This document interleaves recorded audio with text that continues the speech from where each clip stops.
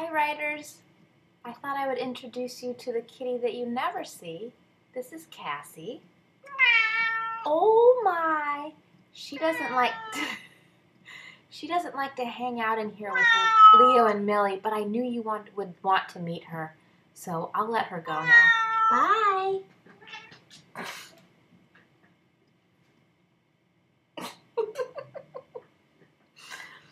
All right. Well, this video is not about Cassie. It's about your Who Am I as a Reader and Writer project. So let's get to that. I thought I would also introduce you to my twin.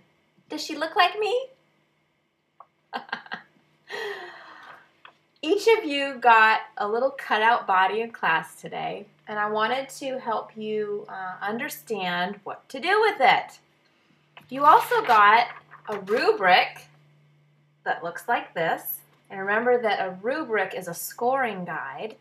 It is intended to help you see what I will be looking for when I grade this project. So I'm going to talk to you about that and how to translate that into looking something like this. The first thing that I want to let you know is that I do not expect your project to look like mine. I want yours to look like you. I want it to reflect your personality. So don't feel that it needs to look anything or be organized like mine. I want it to really be your project. I'm just showing you this as an example so that you have an idea of the type of project that I'm looking for. So the purpose of this is to reflect that you know who you are as a reader. You have spent the last 4 or 5 weeks keeping track of a reading log, and that was why I sent those home today, is because I want you to use those to help you take a look at your reading habits and your reading preferences to help you determine what type of a reader you are. I also want you to think about what type of writer you are, which is why you'll want to spend some time looking through your writer's notebook as a way to think about maybe the types of things you like to write about, also thinking about maybe what you struggle with as a writer. Because you're using this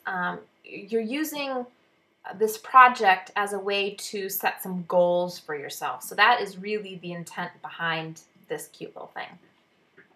All right, so I just want to go through the rubric real quickly with you. There are 5 things that I'm going to be looking for. The first thing, of course, is that you are being courteous. In other words, when you write on your little body, of course, it's going to reflect grade level appropriate gums. I think that goes without saying. The second thing is you're to reflect your understanding of who you are as a reader and writer. And that includes, in some way, showing creatively who you are. It also needs to include strengths and weaknesses. So you'll notice in my little picture here, the center of my body is really kind of the story of who I am as a reader and as a writer. And then on this arm, I have some strengths written down, and over here, I have some weaknesses. So I'll just point out a couple of the things on my little twin here. The first thing that you might notice is down here I have a calendar, and then beside it I have a Bible, but I also have something else pointing to it. And so this is to show that on a daily basis I try to read my Bible, so that's the arrow pointing to the calendar. And then also on a daily basis I try to write in my book. And my book is called The Learning Centered Workshop, and so that's what LCW stands for. So I have that pointing to the calendar to show that I try to read and write every day. Couple of other things. I mostly read, when I'm reading for pleasure, I mostly read on my Kindle. So there's my Kindle tucked into my pocket right there. And then you might notice this heart up here, and that's to show that I have a sensitive heart when it comes to reading. I don't like to read things that are violent, anything that's going to give me a nightmare. So I'm a very sensitive reader. So I don't seek out those types of books. I also wrote down a couple of the types of books or the titles of books that I like. My favorite book is Gone with the Wind. I also like Pride and Prejudice, so I put P&P. Harry Potter is another one of my favorite series, so I put that down. And then Stargirl, another one of my favorite kind of teen books. I have a picture of kind of a really crude picture of a world there. I didn't do a very good job. But that's to show that I enjoy reading about different cultures and people from different places. And then the flag here represents that I like to read anything historical. So that's a little bit about my likes. I have some math symbols over here, and that's to show that one of the things that I have written is I wrote an article that was published in a math journal a couple of years ago, and that's something that I'm very proud of. It was very difficult to write, and I was very happy that it got published, so that's what that is right there. I have a picture of some eyes looking up at a clock, and that's to show that sometimes I struggle with, in the area of reading, I'm a member of a book club, and sometimes I don't get my book finished on time. Terrible, I know. And so that's to show that sometimes I wait till the last minute to start reading it and then I don't finish it in time. And also the same thing goes for writing. I try to write every day, but sometimes I don't find the time. Probably because I procrastinate.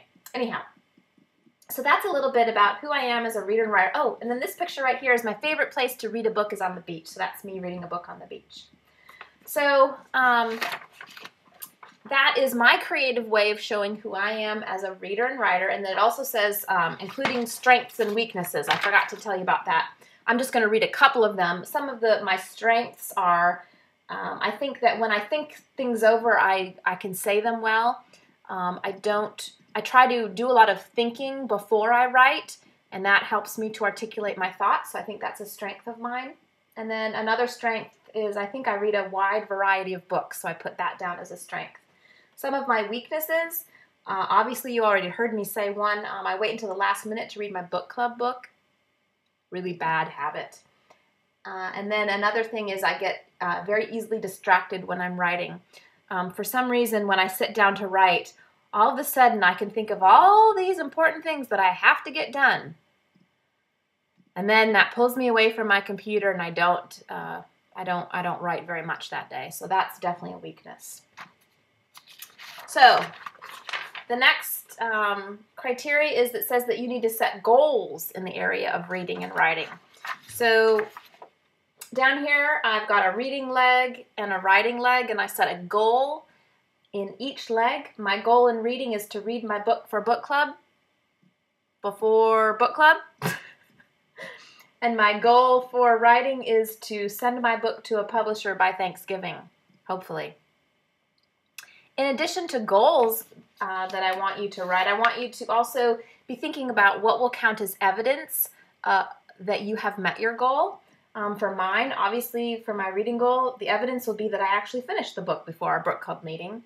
And for writing, the evidence will be that I have enough chapters done in the book to send it off to a publisher. And so that would be my evidence. And then lastly, if you're going to have goals and you're going to have evidence of what will show that you've met the goals, you have to have a plan. So lastly, I want you to think through what your plan is going to be for meeting your goals. So for me, for my reading goal, my plan is to start reading my book about 2 weeks before book club, and then to divide my books into chunks. So I read a little bit every day rather than waiting till the night before to read my book. And then for writing, I already do try to write for about an hour a day, but most of the time I don't do it.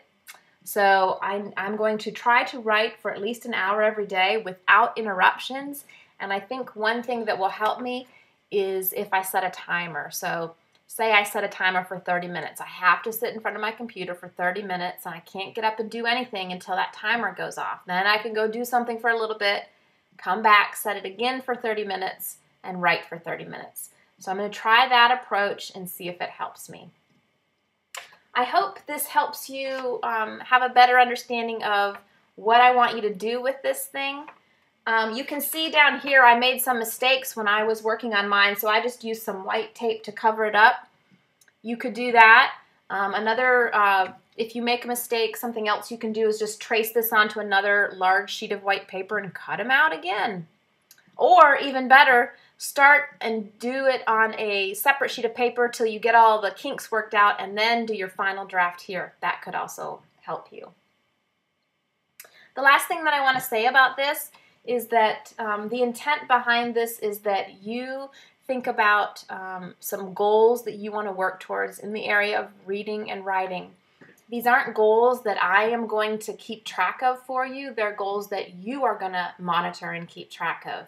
Occasionally, I will ask you to give me something, a note or something to tell me how you're doing with your goals. But the intent is that this is something that you do at home. But I do want to know that you have goals and that you're working on them. Another place that you might look for ideas for your goals, I've been sending home weekly feedback sheets, and especially last week, I really tried to offer you some suggestions. So you might go and read those suggestions, and that might also help you think about maybe your strengths and your weaknesses and perhaps some goals that you'd like to work on. But you do not need to include something that I said as a goal. I just threw that out there for you. So I hope that you have fun with this. I can't wait to see your twin, and you will need to bring this with you on September 25th, which is 2 weeks, and you will be sharing, talking through, just like I've done with you. You're going to talk through yours with a partner. You're going to turn it into me so that I can see it and so that I can see your goals. So have fun. Do lots of reading and writing. Don't miss me too much, but you know I'll be missing you. I will see you on the 25th. Bye-bye.